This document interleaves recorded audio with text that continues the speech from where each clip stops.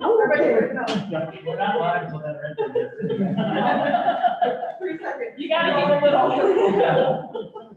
Oh. I hope they get more taxis. soon. Yeah, better hold on.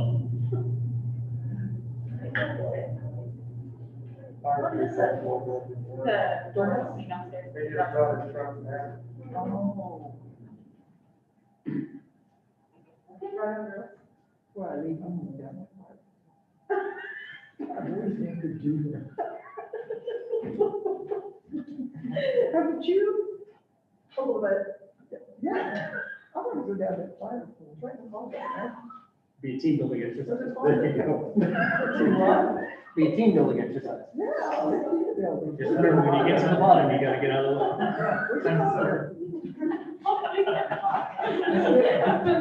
I went zip lining when I was 71. When I jumped off the first time, I thought, oh my God, you're crazy, you're gonna break a hip with it, that was nursing home.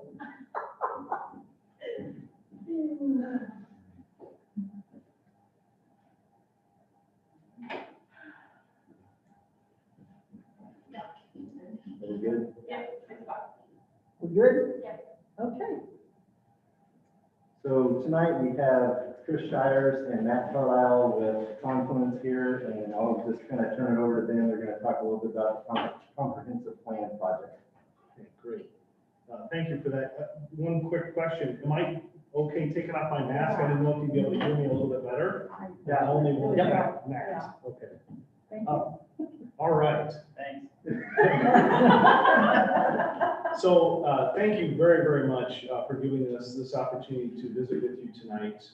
We're going to run through the project that you hired us for to create for Paola. We're really excited to work with you, especially after just a little pre-meeting here with you all. I'm looking forward to jumping right in. And so we're very appreciative of this opportunity and excited to kind of walk through where we're headed with your comprehensive plan update. And so just a little bit on this presentation, I'm going to keep it short, but do interrupt me or ask questions or try to stop me with something difficult. But I'm going to introduce our team and the other consulting team that's on this project, and then just walk through our project scope and schedule, what we're hoping to accomplish. So I'm Chris Shires, I'm the principal with Confluence. I've been doing city planning work for over 25 years, most of that as a public sector planner and development manager. So I've kind of sat on the side of the table where you guys are at, understanding the importance of comprehensive planning, really the role of the city in people's lives. I love doing this kind of thing. And then with me is Matt Carlisle, one of my business partners, and also principal of Confluence. He's a landscape architect, and so he's a part of this project because we know that Walsh Park and some of the sports field discussion is so important. He has just gobs and gobs of experience on that, so that's why he is with us. Also supporting the effort is Jane Wiesner and Marshall Allen, two of our planners with the firm.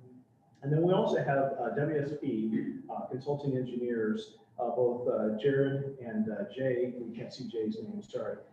Jay there, transportation planner, transportation engineer, and then their entire team behind them, filling out the role for engineering, civil engineering consulting services for the team. So a little bit about Confluence. We are a Midwest plus Colorado-based firm, because Colorado is not the Midwest, with 9 offices, and we are a design-centered, design-focused firm. We have a bunch of landscape architects, planners, and urban designers. And this is what we do. We love working with cities, various sizes throughout the Midwest, helping you plan for your future, helping you design for your future. So we definitely take that implementation bent to the planning consulting work we do to try to get you to where you want to be in the future as you continue to grow and evolve. And WSP is a really large engineering firm with this good local presence in the Kansas City office that we love to work with those folks. We've teamed with them on numerous projects. They're a very good, trusted partner of ours. We really enjoy working with them, and they have a lot of experience in the state of Kansas in particular, and all things related to transit engineering. So a little bit on that project scope, we've broken it down into just 4 easy steps over about a 12-month period. I'll walk through each one of these phases. And so in phase one, which where we're just starting right now, is that project kickoff, research, kind of that analysis phase. So we're having our kickoff meeting, if you will, with the council right now, just to tell you what we're doing, who we are. But then we'll have the kickoff meeting here in April 21st with our advisory committee that we've been working on to really be the kind of the gatekeepers for the process, to evaluate the information we're giving them, to help evaluate the different feedback we get from the community. So at our kickoff meeting, we'll be just setting the stage of what we need them to do, a lot of heavy lifting to advise your commission and then ultimately you as into what should be the elements and what should be the makeup of your conference plan.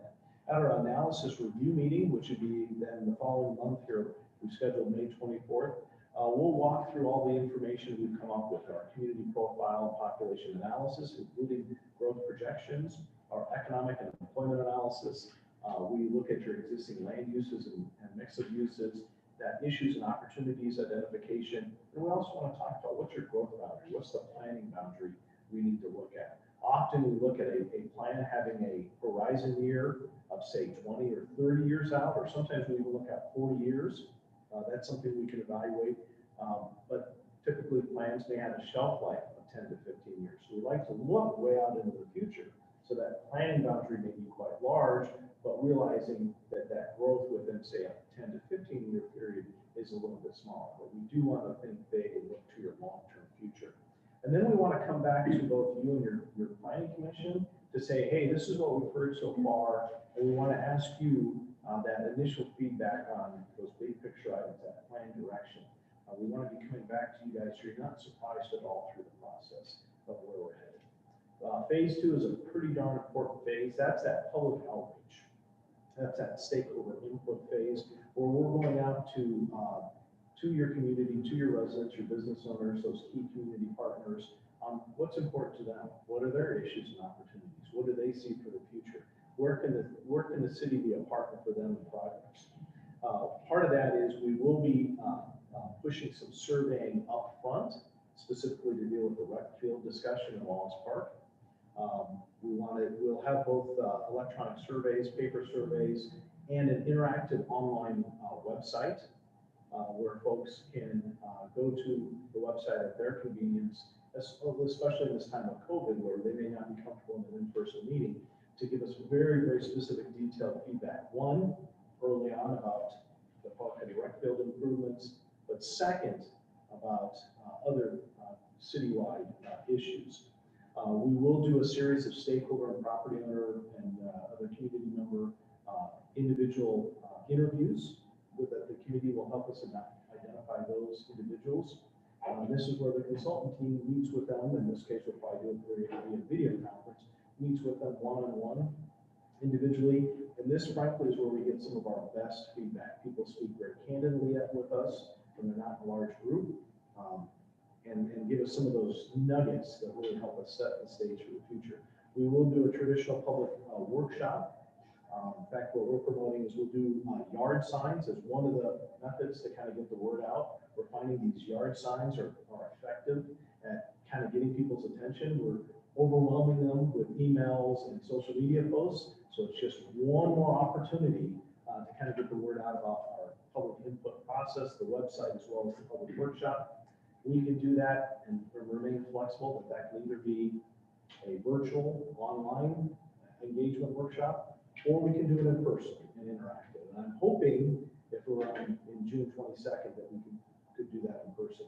But as a firm, we remain very flexible to do it the way you guys are most comfortable with us. And I think you're going to have a discussion on this maybe next time.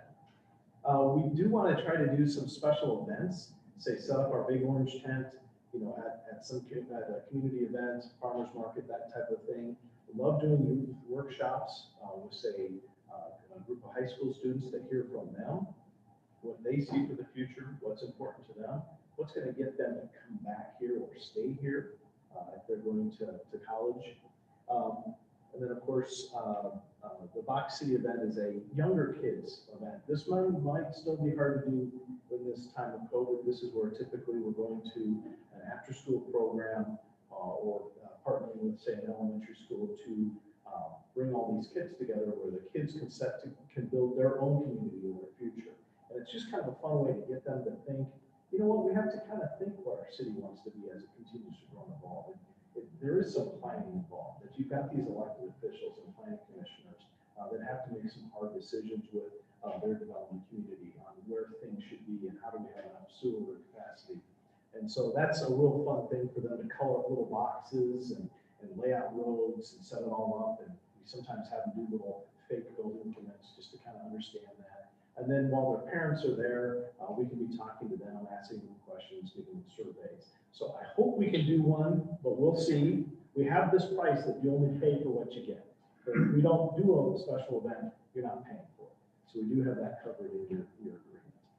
Since we have to stay flexible with COVID. And then we'll do the master plan presentation on what we come up with on the Wallace Park master planning related to the rec fields. We're planning on your June 1st workshop. So then after all that, we're looking then to July to do this kind of wrap up meeting of this is everything we heard. This is what your community is telling us. This is what your stakeholder groups are saying.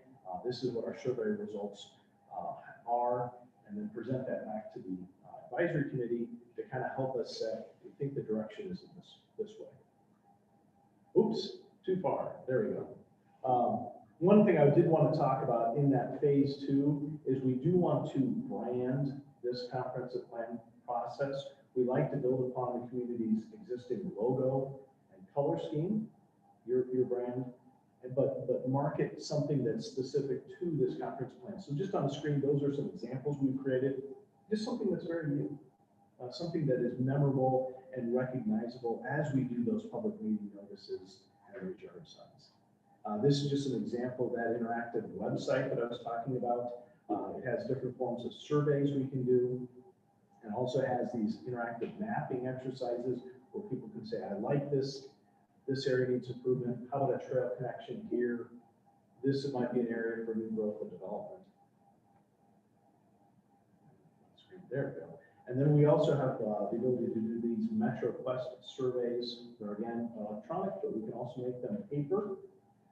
So that in this case, we can specifically pull questions related to rec field needs, improvements, and Wallace Park. And then just one example, if we need to stay in a online virtual format for public input meetings, we do have some tools in the toolkit on how to make those more fun and interactive. We do live polling, where we can ask questions to who's participating with us online, and they're able to answer live and then see collectively the results. It's a little bit of a double-edged sword. I love doing in-person meetings. I'm a real social person. It's hard for me to stop talking also. It's a lot of fun. But we have also had good success doing things online. We've had more participation in our advisory committee levels, in our stakeholder interviews, and people do show up and participate in these virtual events. So I don't want that to kind of scare you away that everything has to be in person.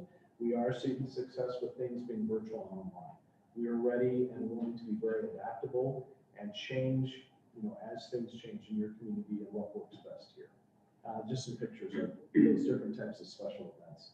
And we do have this kind of fun orange tent that's fun to set up. Okay, they're a little busy, more busy of a slide, but in phase 3, it's all about plan drafting and then evaluating that draft. And so in there, it's a little hard to see, but there's a lot of different components that come into the comprehensive plan. Everything from that analysis and projection to a future land use plan that is your basis for zoning and development, to an annexation plan. Where should you be your priorities to annex and grow in the future?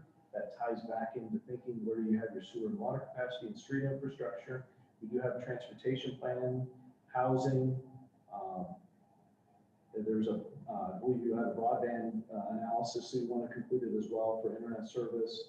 We're going to look at downtown and your building codes as well. And then, of course, that implementation plan. And then the Parks and Rec and Trail Master Plan component, we know it's going to be very, very important to you as well. And then after we get that drafted, we'll review it at a couple of meetings with the advisory committee, roll it out to an open house to reveal it to the public.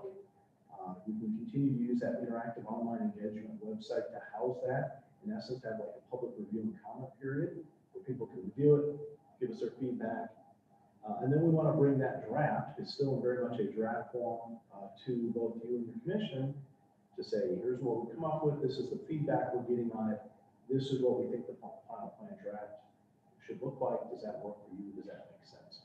There's really in phase 4, we want that to be the easy step, that we finalize that draft, and then it's just that typical hearing with the commission and hearing with the council for final plan adoption. So if we do all the work really in phase 2 and 3, it makes phase 4 super easy. Really, and then wrapping up in January next year.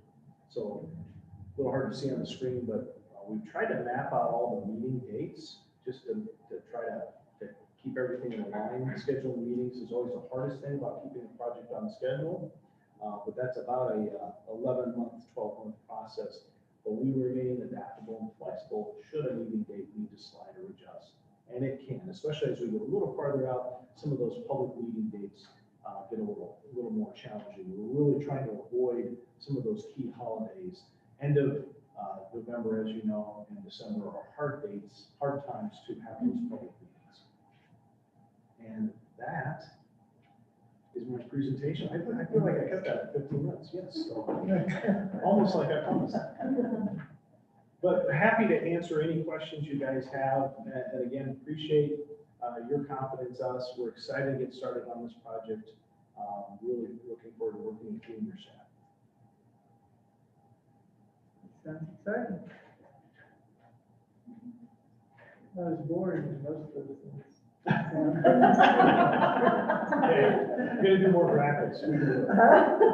We'll put a lot more graphics. You'll put more on. June 1st, we'll have a lot more graphics, I promise. No, sounds good, that's exciting. Good. Any questions? Man, they're gonna let you off easy. I think I'm anxious to see what you come up with in growth projections and when, because ever since I've been on the council, which has been a number of years, we were so excited when we got over 5,000 because it allowed us to apply for different money. And our counts do not vary very much. But the way Paola is laid out makes it feel larger than what it actually is because of the layout of the city. And people are always surprised when I tell them what the population is. And it does not change very much, so I'm anxious to see what you come up with on your projection here. Yeah, absolutely. And we use multiple methods. There's several projection methodologies that we like to use, and then, try to then collectively determine on what we think is kind of the best centerline projection, and then we can use that to kind of base some of the decision making. We also tend to look at a full optimistic horizon. You're thinking you don't want to plan for the lightest case of development growth, but be bold and optimistic for your future, because it's easier to plan for too much than to not plan for enough, if you will. So we like to go a little bit farther out than you might even be thinking as far as even a planning boundary or what might happen. So. I've been on council 10 years, and this is the first comprehensive plan I've been through, so I'm really looking forward to it. And I always tell people here, and most citizens feel, we don't grow just to grow. So smart growth. So I'm looking forward to see what comes of it. Absolutely. Appreciate that.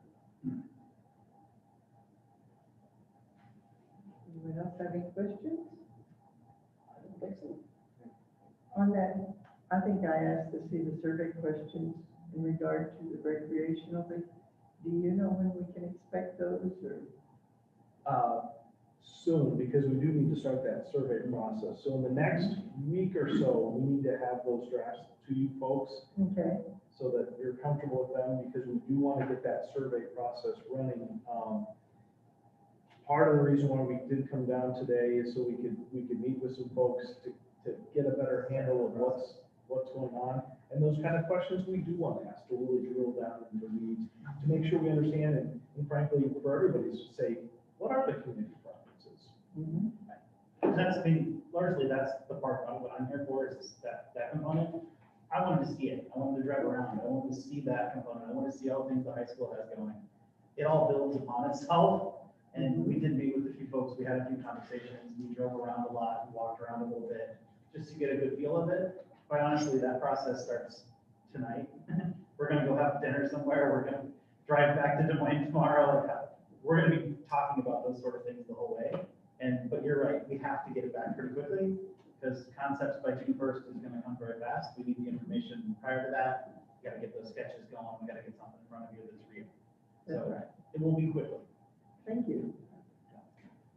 And we're committed to making it both a paper, the electronic version, and then a paper realm as well. So, They must have told you I don't. Somebody must need And it was very deliberate, Chris. I wanted to be very deliberate because the thing I do have a concern is I want to make sure we're open access for all. And as my big concern with what as we go so digital and online and electronic is I don't want anybody to feel left out. And so that's a really big deal to me and to us collectively. So, Thank you. okay, just that easy. We're pretty easy. I will follow. You haven't got to the end yet. It's a surprise. All right. Well, we'll leave you guys to your next agenda. items. Thank you very much for your time. Thanks for Thank you. coming out. Thank you for coming. Safe travels, guys. Good to see you.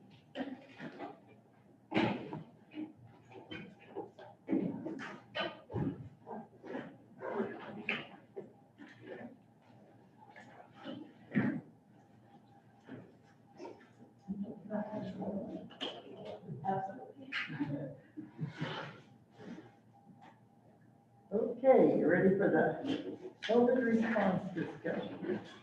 So, I know at the last council meeting, we talked about with the governor, with some of the stuff that was going on with the state's Emergency Management Act, that some changes were going to be happening. And so we decided we were going to kind of talk about where we were with masks and everything at tonight's study session. So just kind of as a quick recap,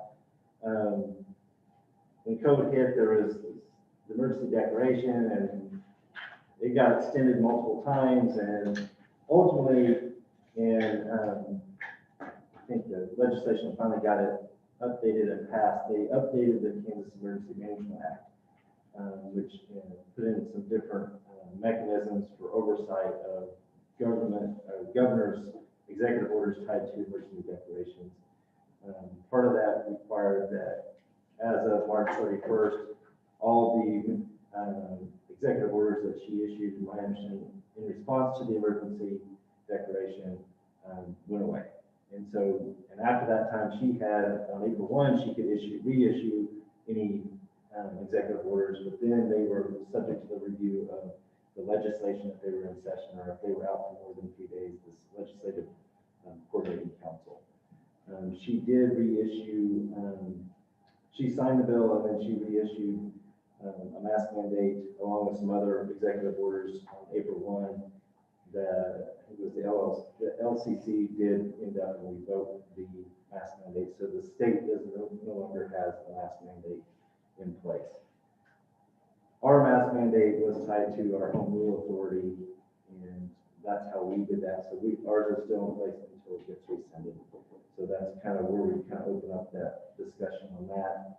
The other item was when all this kind of broke loose, we used a model resolution that the league had put out to, for us to declare a local state of emergency in response to the pandemic, and that kind of allowed where we could modify the office hours and close it to the public, like when we did that early on.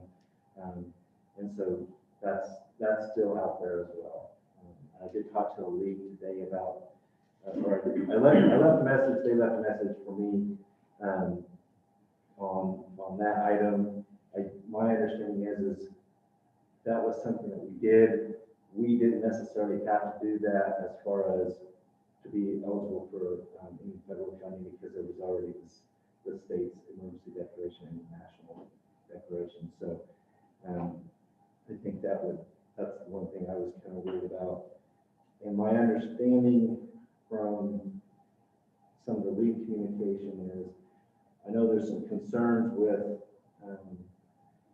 kind of there's a due process component now to any of these orders that the governor would issue, and then I think subsequently if the county issued anything or went along with that, that people could file like a grievance about, okay, well that's too cumbersome for me as an individual.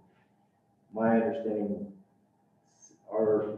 as a city, we do not fall under that due process part of that bill, so we're working on the outside of that. So other than that, I kind of leave it up to the discussion of council and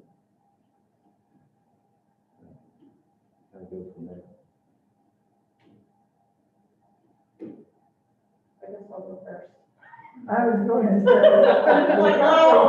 there's not what you have an opinion here, so. Well, and so for starters, I know that we've been split, but we've been respectful, so I appreciate that.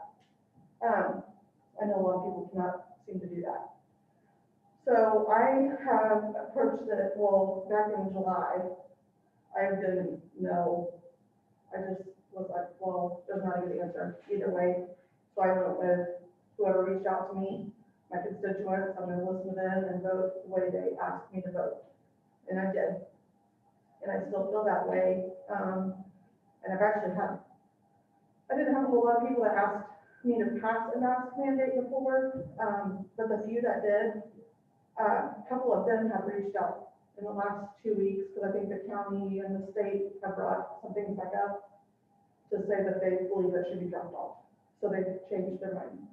I think it's because the vaccine is out now, and most of our vulnerable population has had, well, they all have the opportunity to get it. So that's why I'm comfortable leaving the mask or ending the mask mandate, because I feel like the people that are most susceptible have had the option to get the vaccine if they want it.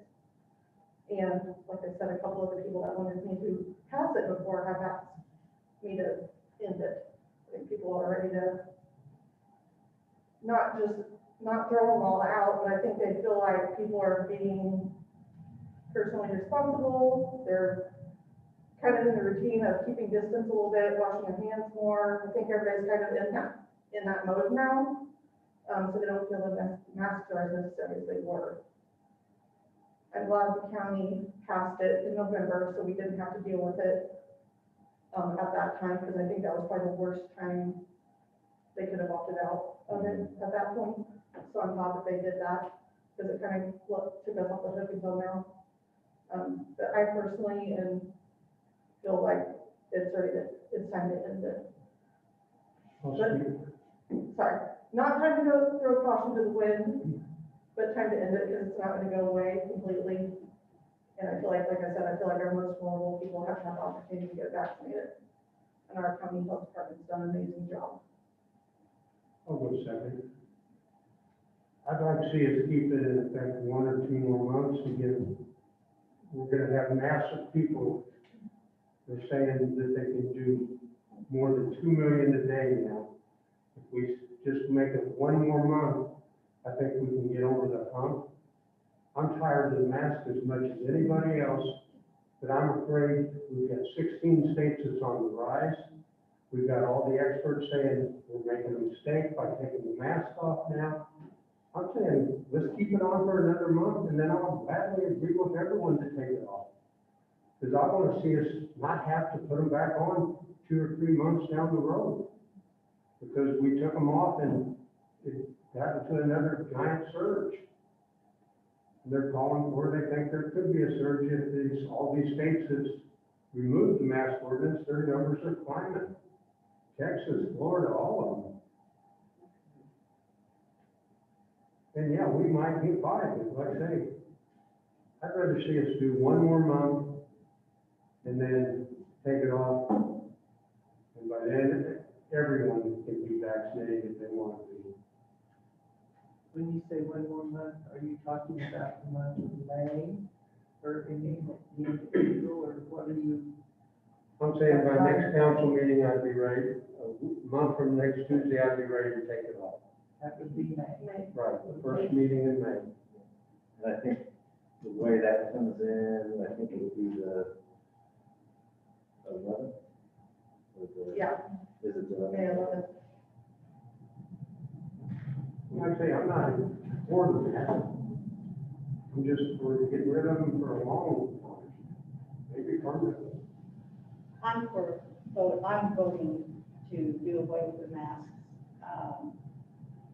I think the state legislature in their council voted to do away with the masks, and the county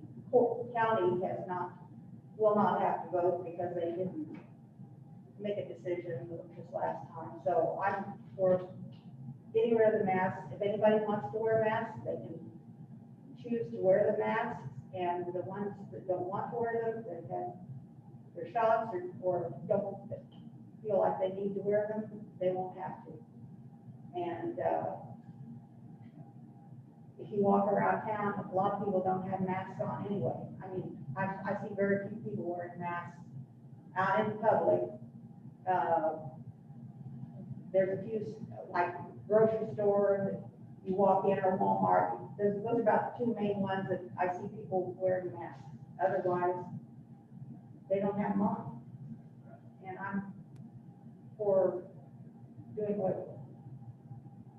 They don't have to have one when they do socially distance. So if you're walking around the square and you're not stopping and talking with people, then you don't need them to stop.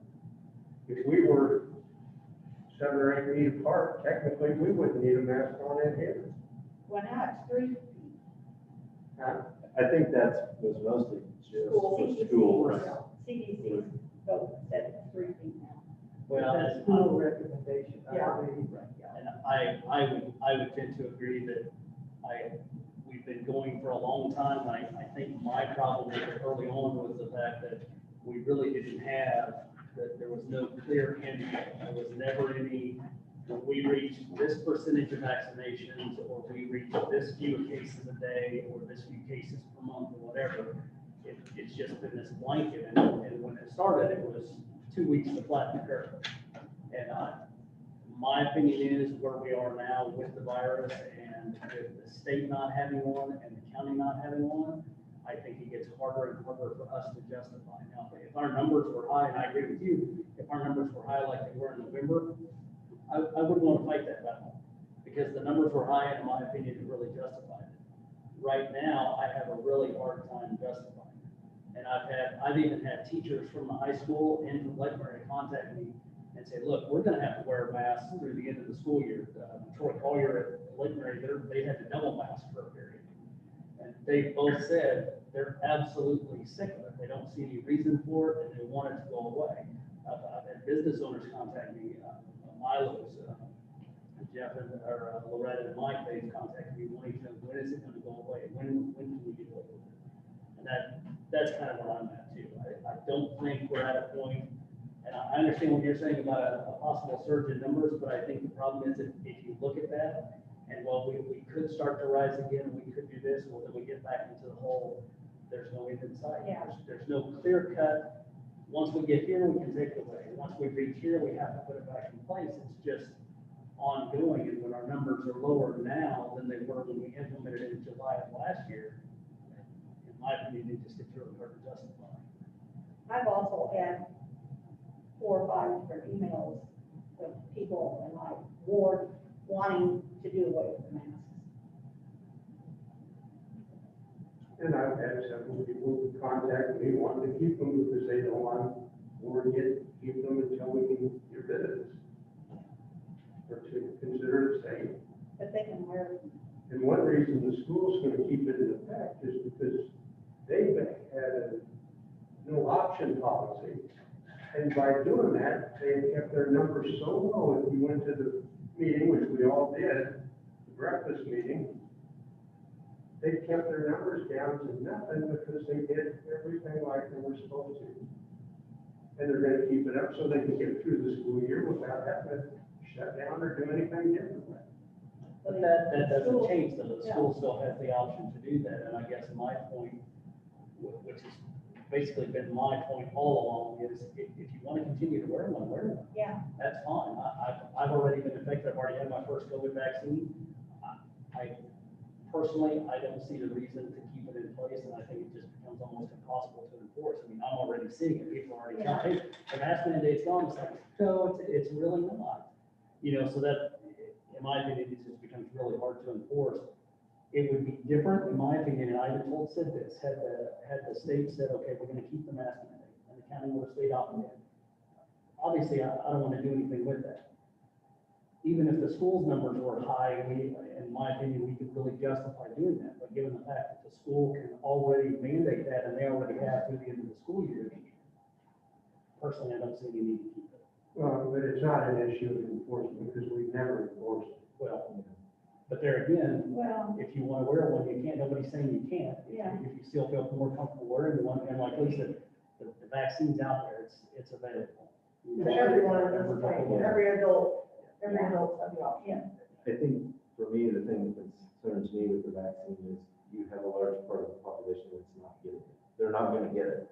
And so, you know, I know there's been some discussion of, well, you know, if we could get 75% of the population vaccinated, then that'd be a good time to be able to say no mask. But I don't know that you're gonna get 75% of the people that want it, let alone get it and are fully vaccinated. Well, and I think. And that's a concern, because then you run that risk of, you're gonna be back up there.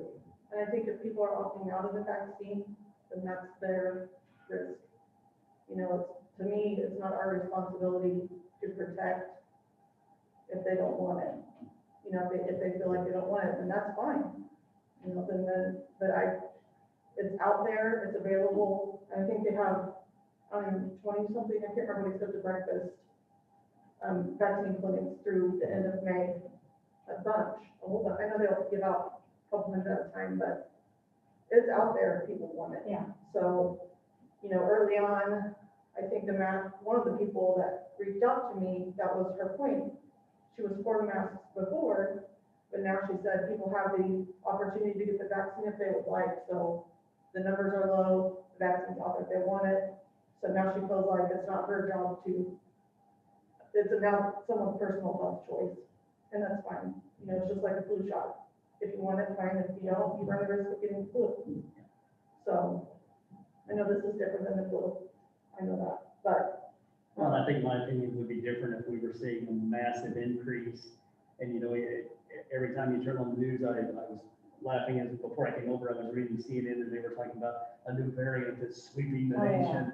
And it's like, okay, I understand that, but it's not like we masked up 3 months before any of this happened in anticipation of something. And my thought is we've got mechanisms in place now, and if something happens, we can always revisit it.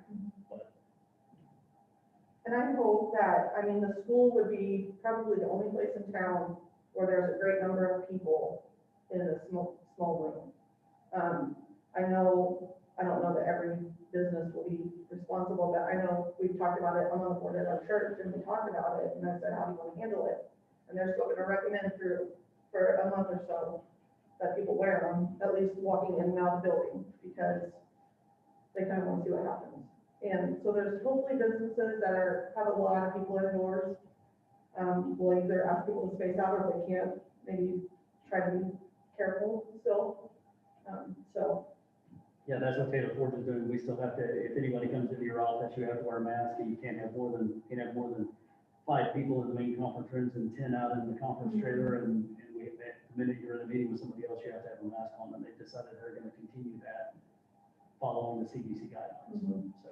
And I think there's probably businesses that will do that. and I believe the school districts have a separate executive order that pertains to them only. My understanding of that. Well, I think I'd have to look at that list that she did, but I was thinking they did have a separate one that had some, I don't think it was mandatory stuff, but it was like guidelines. for them to follow. But I think it went away with all these others on March 31st. I don't think she reissued that one. But I think they have the ability to. Yeah, they still got, the city still got that authority. I talked with Lisa Collier, and she said that they've already been told that they'll wear masks through the end of the year. Well, and I think the community as a whole is gonna support their decision to do that no matter what we do, because they've done such a great job keeping the kids in person, that people are gonna be respectful of whatever they choose. And I think, that's something to say that I don't think I fully understand the economic value that has been, because those kids have been in school, they've been able to keep kids in class. We didn't have 200 kids throughout the school system that were being quarantined, and mom and dad had to stay home, and they had to get quarantined too. That is a phenomenal feat that they've been able to do that's really helped the community beyond just keeping kids in school. It's economic value to that too. Well, I think our school boards and all the whole county has done a magnificent job, and they've been very brave to keep the schools open, whereas just in Johnson County, they've been open and then shut and open, and we've been open the whole time, and that's admirable. Well, do you not think what we have done in the community has supported the schools, that has allowed them to stay open this whole school year? Do you not think that our residents wearing their masks and being around these kids has impacted the things that went on in the school? Not necessarily. So if everybody around in the community didn't wear a mask, That's hindsight. We're going to the future now here. but I'm saying, we've got how much school left, how many weeks? So if you take everybody around and they don't wear their mask and that, and it starts to happen, do you think these school children are not going to be exposed when they're not in school? I think probably, the numbers are low enough, I don't think it's gonna hit the school much like it would have like over the holidays. And that's why I was glad the county passed it when they did, because it would have been tough to sell no masks back in the fall and early winter. But the numbers are low enough now, I don't feel like it was necessary to protect the kids at school, that it was, we need to protect them obviously, but I think they're already gonna be around, who they're gonna be around. They aren't. They're already gonna be around who they're going to be around without masks on anyway. It's warmer outside, they're out about with friends more, they're gotten more comfortable because I numbers are low. think they'll be in bigger groups than what they have been all winter. I think that's gonna happen, people, no matter what we do at this point, because the weather's warmer and they've been out there for a year. So I think it's probably already happening. And based on this last weekend and just the sheer number of people that were out walking and out at the lake, I think people are gonna get out. I think that's part of the problem too, is not necessarily here in Paola and maybe Miami County, but domestic violence has been on the rise, suicide's been on the rise, depression's been on the rise, because everybody's stepped up and nobody knows. It's bad. And I think with the weather starting to get nicer and being able to let up and be like, okay, and like I said, I'm still comfortable with the school because they still have the ability to mask, and I don't think if we remove our mask mandate based on how many people aren't wearing them right now anyway, I don't think the risk is gonna be that much greater to the kids. I really don't. Plus they're typically, the younger kids are typically less susceptible, and if they do get it, it's a much less severe. I tell you, I have to be at Walmart a lot. Every day and Price Chopper, and people are still making an effort to wear their mask. Well, I see them go in, I'll even see them turn and go back to their car and get their mask and go in. I wonder, because when you started this, Walmart had a mask mandate for their stores before we did. Yes, they did. So I'm wondering if that'll be a corporate thing still, even if we take ours away. So if they maybe still, I don't know. they're not enforcing it like they were at the store, but Casey's was the worst, because I'd go in there to get a drink or whatever, and you would go in early on and nobody would have a mask on. And then when the county didn't opt out, and then it became countywide and the city. Then they started doubling their enforcement efforts, but tonight, I was the only person in Casey's with a mask on, there were 6-7 people in the store, and that was it. I agree there. Not that that's Well, a good metric to use. Oh, I don't know, Casey's is pretty good. So, So we'll vote on this next week.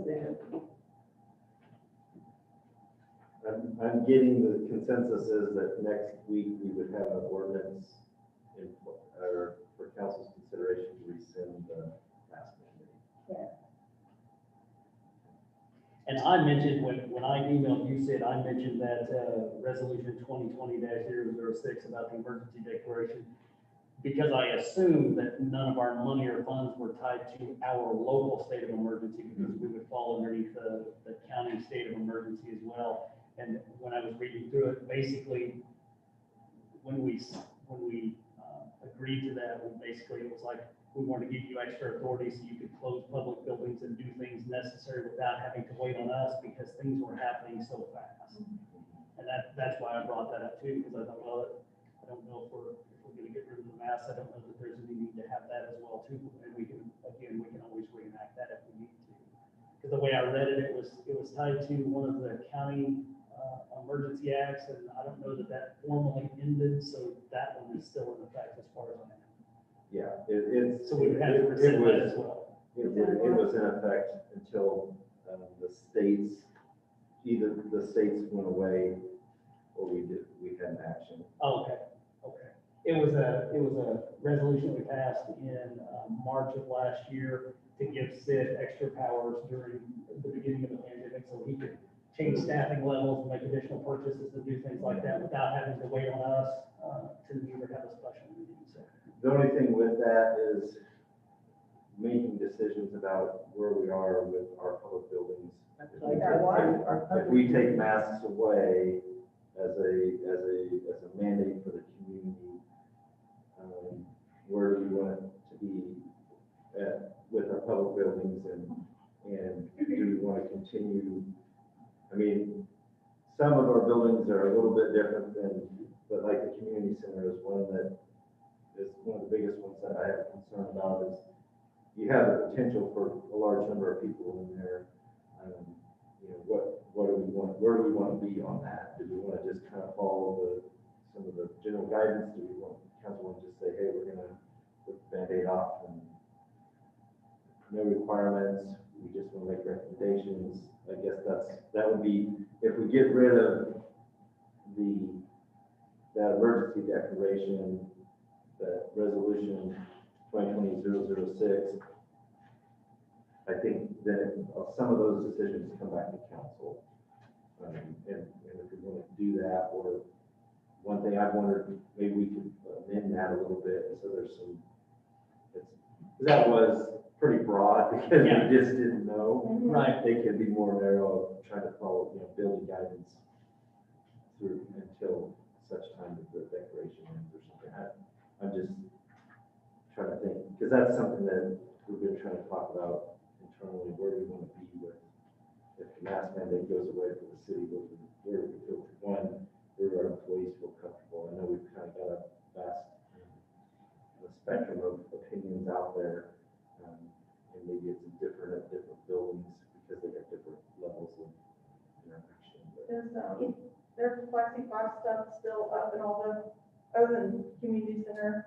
Is there some kind of barrier still in all the buildings? yes, when we put those In the- at City Hall, it was made to look like it was meant to be there. And Right. It was And it does. As far as I'm concerned, we either take a vote and vote for wearing masks or against, and it pertains to everybody. I don't think we have to worry about a certain group. If they want to wear a mask, they can. We live in a free society. They want to wear a mask, they can. But we If they also don't have want to, we don't have employees to. that we have to, one, that we have to take care of. And two, we have to also be, not just take care of them, but we also have to think about Take care of who? Or employees. Well, they're no different than anybody else. Well, there are city, we've got business to run. That's right. And so as a business, where do we want to be? We may not want to have a mandate for the whole community, but as a business, where do we want to be? For people coming in and out of our business. Well, we couldn't say that we were gonna do something and nobody else has to. Well, that doesn't look very good. Any business can Any do a business. mask Oh, rule. yeah, I know that. And the city is just saying, do they want to protect their employees? There's a few employees that have special conditions that will panic if you don't make people wear masks in City Hall or Public Works or wherever they are. We have those that have wanted to have been vaccinated. But then we also, the other thing that I have concerns about, we have some that have not, and that is their choice.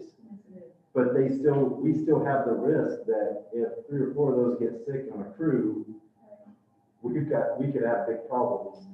Unless you want us to decide that, I'm okay with you deciding that for our buildings. Because that's you're the city manager. You know what, our library is still not open. But like I said, if you want us, sometimes it's better if we say, this is what we decided, so it doesn't fall all on you. But I'm Well, and okay with if you're comfortable with that, then we can, What do the employees think? well, I think, They're probably 50/50 just like everybody else. yeah, I mean, I think there's some of that, and I think, and we've talked at City Hall, I mean, I just think, I think, and this isn't in stone, so we've had conversations about, maybe it's a recommendation at a sign that recommends wearing a mask, because we can kind of control that. If we know that we've got confluence coming in, we're gonna sit across from the conference table for 2 hours with them. Hey, everybody, we're just gonna wear a mask at that. But, and we can control that easy enough with them, but, there again, with the community center, I think trying to figure out, I think we went to a dance recital there in December or something, and what we did is that we had the mask mandate out there, but we left it at 50% capacity. I think that worked, and maybe that's something where, hey, we can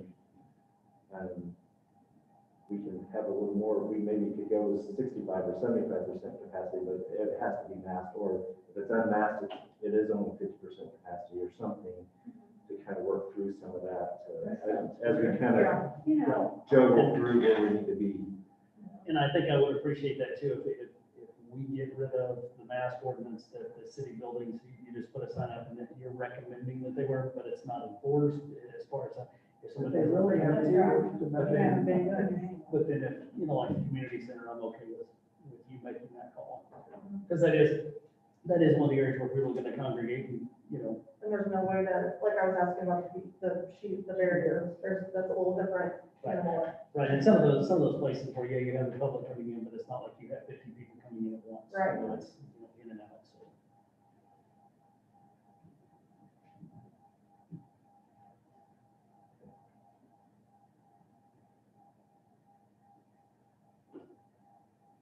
Is that something that you would do, are we, with the emergency, or is that gonna be separate? Are we just gonna completely do away with this, we don't need it anymore? And then We would rescind, as of right now, I'm thinking we would rescind the mask ordinance, and I'm not sure if it's technically rescinding or passing another resolution that says that resolution is no longer in effect.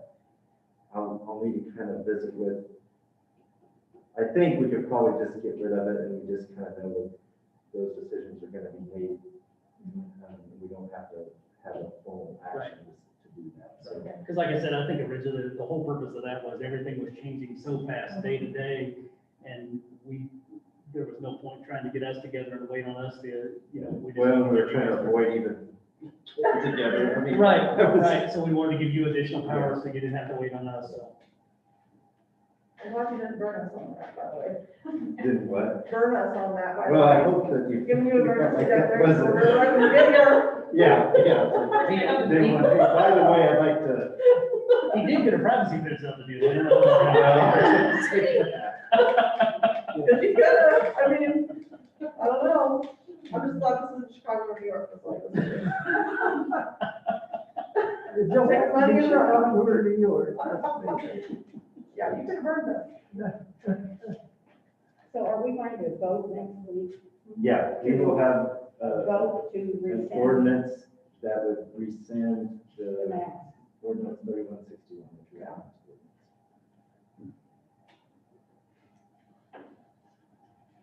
Anything else on COVID?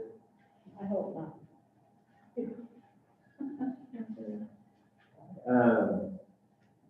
Just kind of real quick, go through the rest of that. For the council meeting, we'll also have the transient guest tax awards.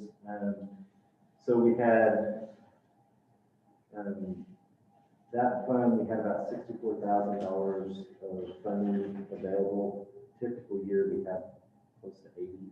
That's just because COVID, there was less transient guest tax going in there. I can't hear you. Did you say the transient guest tax? Yeah, transient guest tax. So we'll have those grant awards for, at the meeting. And usually that's just kind of done as one big, here's the list. And You retain some of that fund. So typically that fund, we try to, historically, they've had about a $40,000 reserve. I don't know that we really need that much reserve in a fund that we're not, you know, it's not an operational fund where we've got paying employees and all that. So because the money was down, we kind of, I talked and I said, hey, I'd be comfortable, we want to eat into that a little bit. Now we know that we can maybe eat in again next year, but about 2 years worth of eating in and you're done, you know, so, with that, the committee went through each of the requests, and there's a couple that didn't get funded, and then a lot of them, they cut back just a little bit so that they could preserve a little bit. I think with their proposal, it will now have, it'll be like a little over $24,000 in reserve, going into next year. You know, So, and I can't remember, it was a committee, I think, that made the decision that they wanted to retain a certain percentage of that fund carry forward every year, because they didn't want it completed. So, I couldn't remember the percentage that they had recommended that we retain. Do they choose, businesses that only are in Paola? Yeah. For the most part, I think one recommendation is there's the Master Gardeners of Miami County, but that's to do kind of a garden tour that includes places in Paola. So I think everything else was in Paola, wasn't it? Isn't there guidelines they have to meet in order to then apply for that? Yeah, there's a whole application that gets reviewed as all that, so yeah. But there's, you know, the Rose Festival and there's a little teeny miniature art show. Miniature show. Yeah, those are just a couple of them, some of the chamber events and stuff, so. We'll have that full list. And then I'll let Stephanie talk about the move over Miami. Yeah, so they decided to extend the liquor license for Town Square out into the Park Square. Typically, it's just been into the street, so, you know, we don't allow alcohol in the park.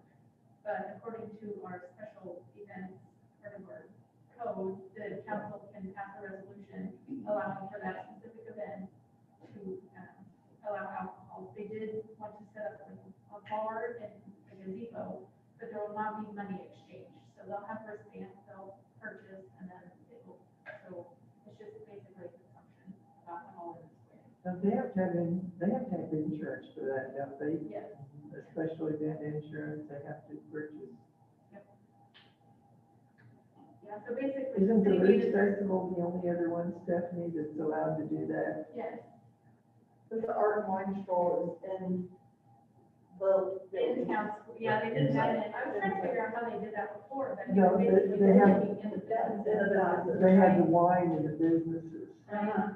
They And That that was was not happening here, that on so. the- They don't have it anymore. Hmm? They did away with that a couple of years ago. Yes, they did. But that's how they did it. They had the wine in the different Yeah. businesses. So, yeah, the council will just need to, if they choose to pass a resolution, Sid is actually able to approve the event to happen, so that's how that works.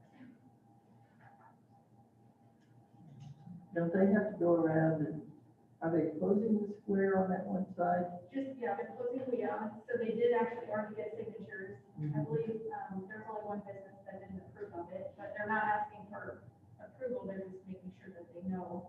And I did ask them to reach out to Milo's, because that will affect their business on that night. It is Friday night, June 11th. And then the next day is the car show. It's gonna be busy that weekend. So, Yes.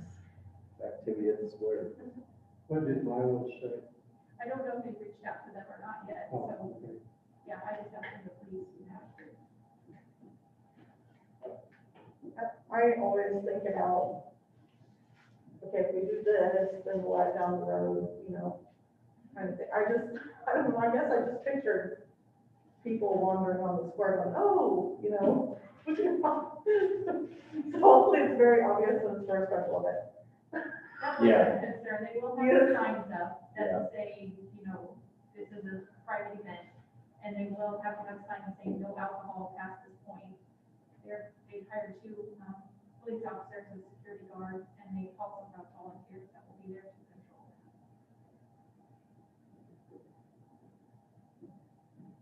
Yeah, because there's a lot of access points Yeah. into the square. Because Roots Fest is closed off. Right. Yeah. Have you heard of the Roots Festival, going to be? That's one that submitted, a grant for a request on the transient guest tax. And so as far as that conversation, it's still on as far as we know, so, And those checks aren't really cut until till it happens. it happens. Yeah, we kind of approve it, and then they kind of then submit the request for the check. Actually, that- And you say,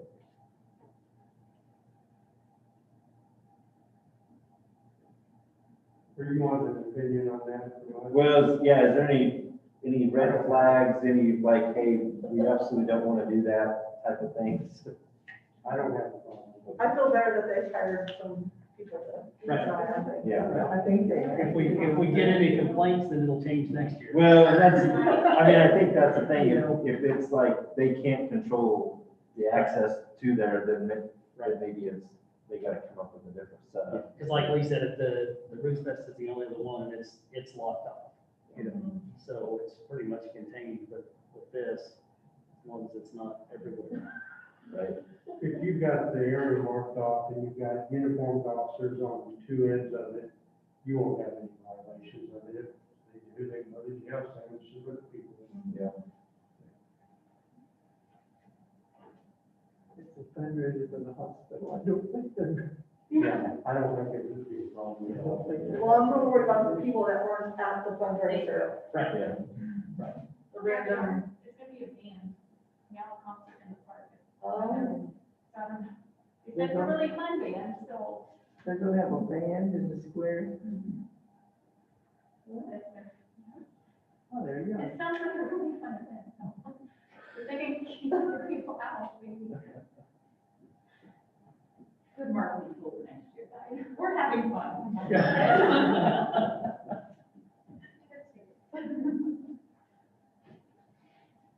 Well, and that's kind of basically all that we have for tonight. I have something on that one. What about the farmer's market? What's going on with that for the summer? They submitted an application they are trying to, if I understood that right, correct me if I'm wrong, Stephanie, they're gonna try to do that music Saturday night thing. and farmer's market combo thing. They were trying to do that. They were gonna do that last year, and with COVID, they had to kind of pivot. They're gonna try to do that this year, where they are having Music on the Square, the farmer's market at the same time, so. They do it at the same time, they combine the event, they start the farmer's market a little bit before they do the music on the square. On Saturday evening. They had to revamp their organization because they got to more commercial goods were being sold than farmers market stuff was being there.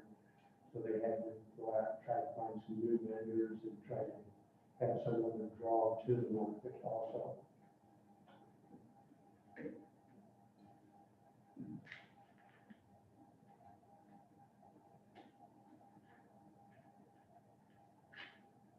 Any other questions? What about the house numbers? Did the police go around and? I've talked to PD, they're gonna be working on that. And we've also I've got them working on the traffic control device schedule as well, to kind of make sure, as we got into that, we found a few more things that we wanted to double check, so they're working on both of those items. I do have some in my house, by the way. I want them to look after me. I know that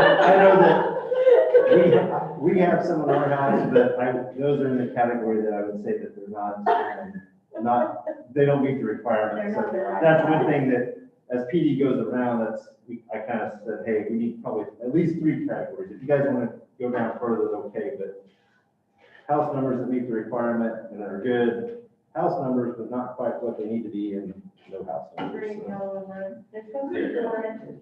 I just figure they know where I live, I think. If they don't know by now, I just.